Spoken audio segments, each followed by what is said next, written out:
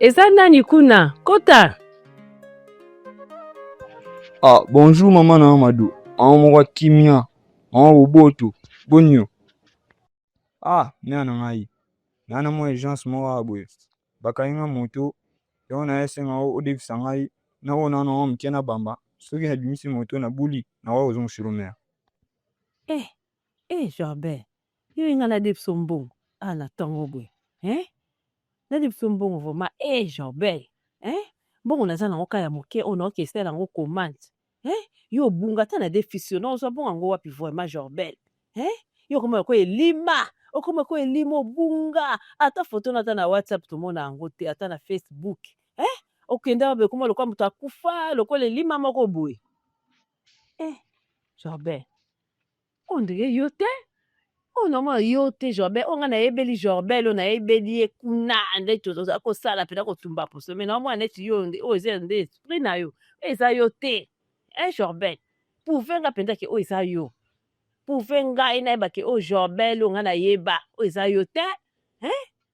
Pouvenga peso ko pouvenga inde na comprendre ke yo inde yo nde na zimbongo ngana pesi yo.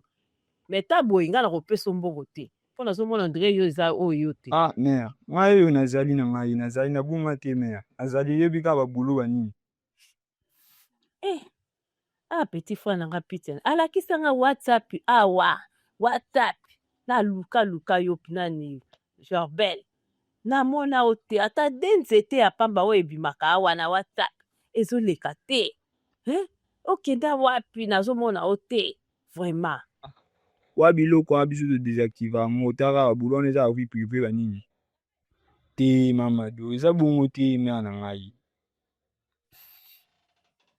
Yango Jorbert, yo za ndumba. Osala basi ebele. Ya kosala système wana ba message oyo efasaka. Osala message, osala système ya telefone. Bila mibali wa bantumba bali kozwa basi kilikili. Système na ba telefone. Ko effacer ba message. Siko mbongo na nga so na defisa yo. C'est que yo ko effacer ngo na nini? Ba message wana ko mona na te. Nga na opesa mbongo ndenge nini? Na kopesa mbongo ndenge nini po na ata na message ko mona te ko effacer me. Oza sérieux te. Yo kende nde zwa pema telefone na yo. Kende ko effacer ba activation wana otsaka po ba message effasamaka.